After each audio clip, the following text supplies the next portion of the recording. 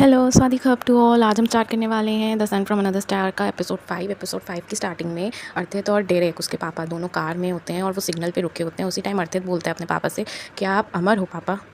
तो उसके पापा बोलते हैं ये कैसा क्वेश्चन है। तो उसके बाद वो कहता है कि आप मेरे मरने से पहले मर जाओगे। उसके बाद वो कहता है कि क्या आप तब तक वेट कर सकते हो जब तक मैं नहीं मर जाता। तो उसके पापा जो है वो कहते हैं कैसी बकवास कर रहे हो, ऑफ कोर्स मैं तुमसे पहले मरूंगा क्योंकि मैं तुमसे ज़्यादा बड़ा हूँ, तुमसे ज़्यादा ओल्डर हूँ। उसके बाद उसके पापा कहते हैं कि मैं इतनी जल्दी नहीं मरूंगा। तो उसके बाद जो अर्थित वो कहता है हमें नहीं पता रहता ना कि हमारी मौत कब लिखी है। तो फिर उसके पापा उससे कहते हैं मुझे तुमसे एक क्वेश्चन पूछना है, मुझे ये बताओ क्या तुम अपना हार्ट अपना दिल कभी भी किसी के लिए नहीं खोलोगे? क्या पता एक दिन मैं सही में मर जाऊँ और तुम्हारे पास फिर कोई नहीं बचेगा जिसके साथ तुम बात कर सको, अपनी फीलिंग्स शेयर कर सको। उसके बाद जो अर्थ है तो वो कहता है नहीं, मुझे किसी के साथ भी अटैच नहीं होना है। तो उसके बाद उसके पापा मन ही मन में अपनी जो वाइफ़ है जिनकी डेथ हो चुकी है उनसे बात करते हैं। उनको बोलते हैं कि हनी, जो हमारा बेटा है उसको प्यार में बिल्कुल भी विश्वास नहीं है। क्या ये हमारी वजह से हुआ है? जब तुम मर गई थी उस टाइम मैं भी एकदम मर ही चुका था। क्या यही रीज़न है कि वो प्यार में नहीं आना चाहता किसी के साथ भी? क्या मैं अपनी डेथ से पहले उसे किसी के साथ प्यार में देख पाऊँगा? उसके बाद नेक्स्ट सीन में ये दोनों जो अर्थित है उसकी मॉम के जहाँ पे उनको दफनाया गया था वहाँ जाते हैं ग्रेवयार्ड। और वहाँ पे जाके जो अर्थित है वो कहता है कि कल जो भी हुआ उसके बारे में नॉर्थ को मत बताना। तो वो कहता है क्यों, मैं क्यों बताऊँगा नॉर्थ को? तो उसके बाद जो अर्थित है वो कहता है क्या पता वो मेरा मजाक उड़ाएं। तो फिर जो दाव है वो कहता है ये भी कोई मजाक उड़ाने वाली बात है। तो उसके बाद जो अर्थित है वो हंसने लगता है और कहता है क्या तुम्हें कभी अपने आप से खुद से पूछना चाहिए कि तुम्हारे लिए एक्चुअली में फ़नी है क्या आखिर? उसके बाद अर्थित वहाँ पे उसके ग्रेवयार्ड के पास फ्लावर रखता है और कहता है कि तुम सही में चली गई अम्मा, मैंने कभी सोचा भी नहीं था कि तुम चली जाओगी। तो मैं क्या करूँगा, मैं खुद को हैंडल कैसे करूँगा? पर अगर तुम्हें लगता है कि मैं स्ट्रॉन्ग हूँ इतना कि मैं मूव ऑन कर सकता हूँ तो मैं ज़रूर मूव ऑन करूँगा। अर्थित फिर दाव से पूछता है वापस जाते वक्त, तुम्हें कैसे पता चला कि मेरी मॉम की डेथ हो चुकी है? तो फिर उसके बाद जो दाव है वो कहता है कि मुझे नहीं पता, बस एक फ़ीलिंग आई थी और इतना पता था कि तुम्हारी मॉम जहाँ भी गई है वो एक बहुत अच्छी जगह है। उसके बाद अर्थित कहता है एक बेटर प्लेस, एक अच्छी प्लेस मतलब? तो उसके बाद जो दाव है वो कहता है वो मुझे नहीं पता एक अच्छी प्लेस मतलब क्या, लेकिन तुम्हारी मॉम जहाँ भी हैं मुझे ये नहीं पता कि वो एक्चुअली में खुश हैं कि नहीं। बट हाँ, मुझे ये पता है कि वो चाहती हैं कि तुम खुश रहो।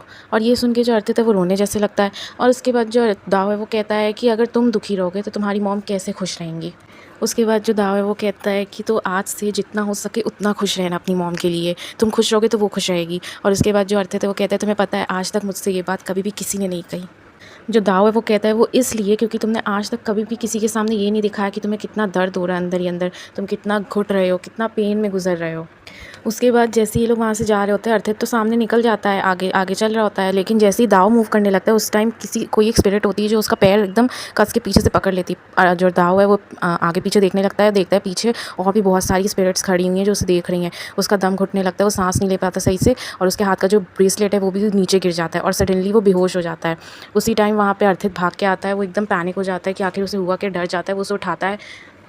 उसके बाद वो हॉस्पिटल लेके आता है, उसे होश में आता है। तो अर्थित पूछता है आखिर तुम्हें हुआ क्या था? तो जो दाव है वो कहता है कि वो इसलिए क्योंकि वहाँ पे बहुत सारी स्पिरिट्स थी सिमेंट्री में, ग्रेवयार्ड में। और यहाँ तक कि मैं मतलब पिछले कुछ टाइम से काफ़ी ज़्यादा अपनी पावर को यूज़ कर रहा हूँ। और जैसे कि हमें पता है कि वो जितनी पावर यूज़ करता है वो अपनी एनर्जी उतनी ही लूज़ करता रहता है। उसके बाद जो अर्थित है वो कहता है तो तुम्हारी सेफ्टी की कोई गारंटी है कि नहीं? क्या पता कोई भूत तुम्हें सही में नुकसान पहुँचा दें, क्या पता जो सिमेंट्री में भूत थे वो तुम्हारा पीछा करे, वो तुमको सही में मारने की कोशिश करे, हर्ट करने की कोशिश करे, तब क्या? तो जो दाव है वो कहता है कि तब तो मैं मर ही जाऊँगा और क्या। तो उसके बाद जो अर्थित है वो कहते हैं अरे यार, अर्थित उससे माफ़ी मांगता है। तो दाव जो है वो कहते हैं माफ़ी मांगने की ज़रूरत नहीं, मैं खुद जाना चाहता था वहाँ पे क्योंकि मैं नहीं चाहता था कि इस टाइम इस फेज़ ऑफ लाइफ में मैं तुम्हें अकेला छोड़ूँ। नेक्स्ट सीन में जो अर्थित है वो वहाँ उस रूम में आता है, उसी चेयर के पास जहाँ पे उसकी मॉम की डेथ हुई थी। दाव वहीं पे बैठ के उसकी मॉम की जो पेंटिंग इनकम्प्लीट थी उसे कंप्लीट कर रहा था। बगल में जाके उसके सोफ़े होता है, वहाँ पे बैठ जाता है और वो कंटिन्यूसली दाव को देखता रहता है और वो उसको खुद समझ नहीं आ रहा कि आखिर उसे वो कह रहा है, वो कंटिन्यूसली दाव को ऐसे क्यों देख रहा है। उसके बाद जो अर्थित है वो कहता है कि दाव तुम्हें खाना बनाना आता है? अगर तुम्हें भूख लग रही है तो तुम कुछ बना लो। तो उसके बाद जो दाव है वो कहता है कि नहीं, मुझे खाना बनाना नहीं आता। तो जो अर्थित है वो कहता है एक बार ट्राई तो करो। जो हाउसकीपर है उसने सारा सामान खाने का स्टॉक करके गया है। तो फिर वो खाना बनाने का ट्राई करता है लेकिन अनफॉर्चुनेटली उसका ऑमलेट जल जाता है। तो उसके बाद जो अर्थित कहता है उसको देख के कि कहता है कि हाँ मैं समझ गया कि तुम्हें सही में खाना बनाना नहीं आता, कि अंदर फ्रिज में कोई जैम पड़ी है। तो वो लोग फिर जैम ब्रेड खाते हैं। उसके बाद जो अर्थित है वो कहता है कि क्या तुम कोई म्यूज़िकल इंस्ट्रूमेंट बजाते हो, म्यूज़िक के बारे में कितना जानते हो? तो उसके बाद जो दाव है वो कहता है कि मैं गिटार गिटार और कीबोर्ड बजा लेता हूँ। तो उसके बाद जो अर्थित है वो कहता है कि मेरे पास यहाँ पे एक म्यूज़िक रूम है मेरे घर में, तो चलो हम लोग साथ में बजाते हैं। तो वो लोग जाते हैं वहाँ। अर्थित जो है वो ड्रम्स के पास बैठा होता है, दाव गिटार बजा रहा होता है। उसके बाद जो अर्थित है वो कहता है दाव से कि क्या तुम मतलब ड्रम्स बजा सकते हो? तो कहता है नहीं मुझे नहीं आता। तो वो दाव को बैठा के उसको ड्रम सिखाता है बजाना।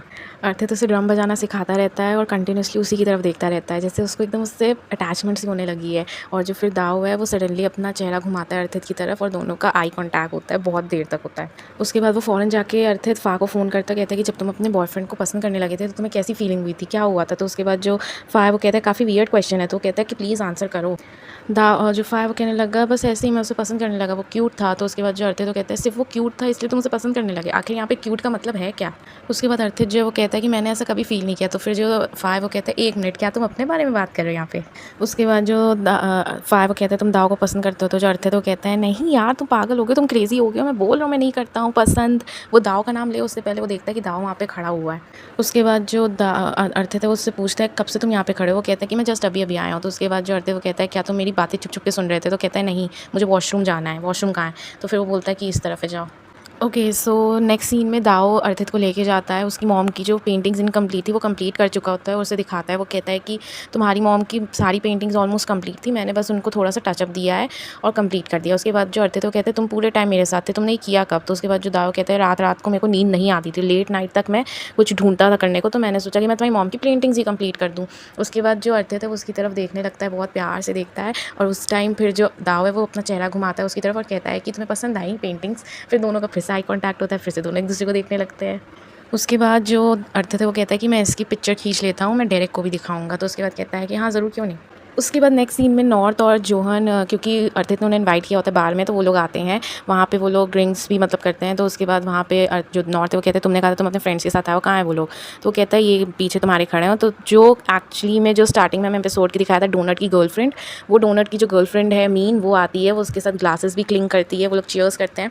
तो जो अर्थित कहते हैं तुम लोग एक दूसरे को जानते भी नहीं और अभी तुम लोग ग्लासेस क्लिंग कर रहे हो। तो जो मीन है वो कहती है कि मेरा ना क्राउड के साथ ना बहुत अच्छा बैठता है, तुम्हारी तरह नहीं, तुम्हारे साथ आऊँ तो तुम एकदम ऐसे बोरिंग बैठे रहते हो, मैं क्या बताऊँ। तो उसके बाद जो नॉर्थ है वो कहता है कि मैं अपने ग्रुप भी, फ्रेंड्स के ग्रुप को बुलाता हूँ, हम सब एंजॉय करेंगे। तो वो कहते हैं मैं दाव को कॉल करता हूँ और अर्थित बार बार उसे मना करता रहता है कि कोई ज़रूरत नहीं है उसे बुलाने की, प्लीज़ मत बुलाओ उससे। तो उसके बाद जो नॉर्थ है वो कहता है पर तुम क्यों चाहते हो कि मैं उसे ना बुलाऊँ, क्या तुम दोनों लड़े हो? उसके बाद जो नॉर्थ है वो कहता है नहीं मैं उसे बुलाने जा रहा हूँ। और जो अर्थ है तो वो एकदम गुस्से में टेबल पे हाथ पटक के बोलता है नहीं। और जो जोहन है वो भी गुस्से में उसी टाइम बोलता है बदतमीज़ी से बात मत करो मेरे बॉयफ्रेंड से। उसके बाद वो जो नॉर्थ वो कहता है वो तुम्हारे साथ इतना सब कुछ किया, वो इतना सब कुछ तुम्हारे लिए झेला, वो यहाँ तक कि तुम्हारे साथ सैन फ्रान गया फ्रांस को, ताकि तुम्हारी मॉम से तुम्हारी बात करवा सके, सब कुछ उसने तुम्हारे लिए किया, लेकिन तुम उससे इतना नफरत करते हो, आखिर ऐसा क्या हुआ है तुम्हारे बीच में?